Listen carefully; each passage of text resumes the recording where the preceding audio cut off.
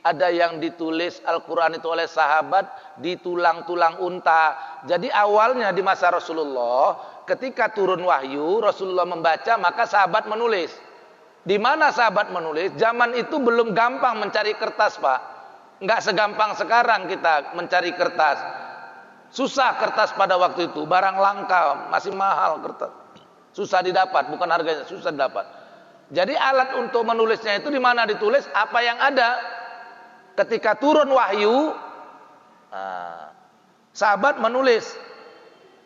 Dibacakan Rasulullah wahyu tadi, ditulis sahabat lah. Kebetulan yang ada kulit kambing, ditulis di kulit kambing. Kebetulan yang ada di situ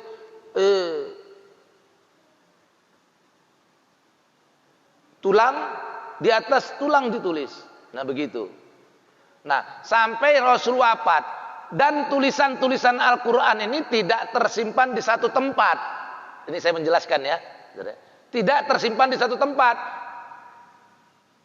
Di beberapa tempat berserak, Pak. Ada tempat sahabat Polan, ada di tempat istri Rasulullah si Polan, si Pulin dan sekian. Jadi berserakan tulisan tadi, Pak. Belum dalam kertas dan berserakan. Nah, sampai Rasul wafat. Nah, ketika Rasul wafat, maka digantilah Amirul Mukminin, pemimpin kita yang pertama, Khulafaur Rasyidin, yaitu Abu Bakar.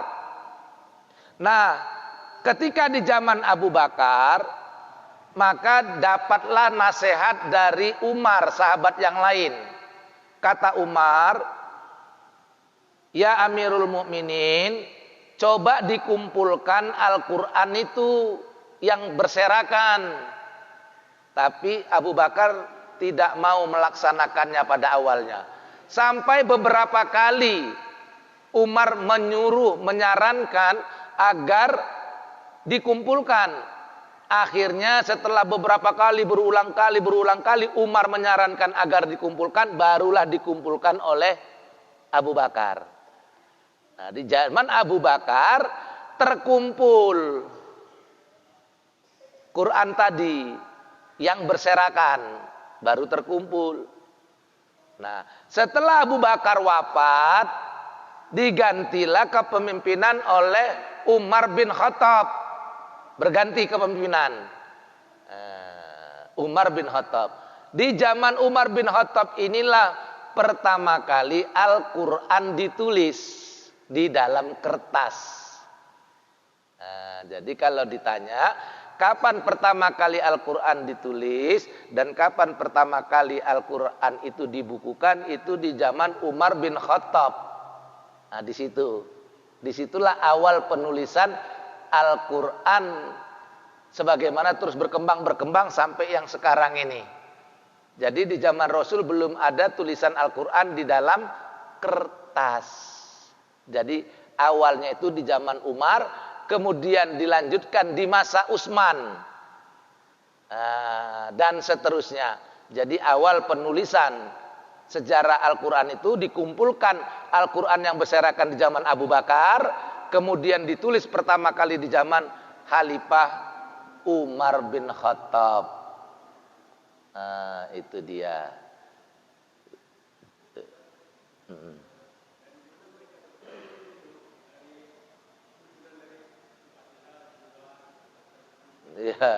Ya, ini yang menjadi pertanyaan yang tidak asing. Dari mana mereka menetapkan ini? Nah, jadi di situ ada terkenal nama sahabat yang dulu sering menuliskan itu, Abu Dzar. Abu Dzar ini sahabat Rasul yang banyak menulis tentang kalam Allah Al-Quran tadi. Nah, maka waktu menulis pun Al-Quran ke dalam kitab, di dalam kertas dan jadikan mushaf, juga beliau termasuk yang diundang, termasuk sebagai tim penulisnya. Nah, jadi seperti itu ya. Nah, bagaimana cara mereka ini? Mereka bersahabat tuh sudah menyusun. Mereka menyusun ini yang di sini, ini yang di sini. Karena waktu itu memang tidak bercerai ini ya, tidak kayak seperti sekarang ini, tidak tersusun.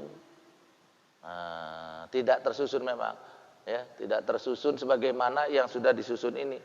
Nah, itu hasil daripada musyawarah para sahabat pada waktu itu. Mana yang harus diduliankan, mana yang kemudian, mana yang diakhirkan. Bukan kepada dilihat dari turunnya yang pertama, bukan. Tapi itu kepada sahabat. Jadi yang menjadi esensi bukan urutannya sebenarnya. Yang menjadi esensi itu adalah isinya. Isinya yang menjadi esensi. Jadi semua tulisan Al-Quran itu sama kayak kita membacakan subhanallah, alhamdulillah, Allahu akbar, la ilaha illallah. Kata Nabi, tidak masalah kamu mulai dari mana. Mau dari subhanallah dulu, mau dari alhamdulillah dulu, tidak ada masalah. Jadi termasuk juga di dalam Al-Quran ini, ya kan, bukan berarti yang pertama atau yang kedua atau yang ketiga itu lebih unggul daripada yang seterusnya, tidak juga. Kalau dikatakan umul Quran itu Al-Fatihah, maka jantung Al-Quran itu surat Al-Ikhlas. Surat Al-Ikhlas itu surat yang Qul huwallahu ahad, itu adalah surat yang ke-112. Itu surat yang ke-112 itu, Pak. Hampir terakhir itu kan. Qul huwallahu ahad, Allahu samad. Itu ke-112. Al-Fatihah sama Amiyah luar biasa ini. Suratul Al-Ikhlas ini yang pendek, yang hampir terakhir ini luar biasa juga fadilahnya. Siapa yang matinya itu dengan mengucapkan ini, membaca ayat ini, surat ini, maka terlepas daripada siksa kubur, kata Rasulullah. Ya. Nah, itu fadilah-fadilahnya. Jadi mereka kesepakatan daripada sahabat dan ulama pada saat itu, di zaman Rasul, di zaman setelah Rasul wafat juga adalah mereka lah yang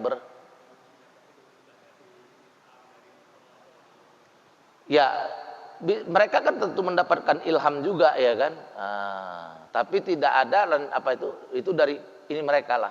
Karena sekali lagi yang paling penting itu bukan urutan. Jadi Al-Quran itu bukan urutannya.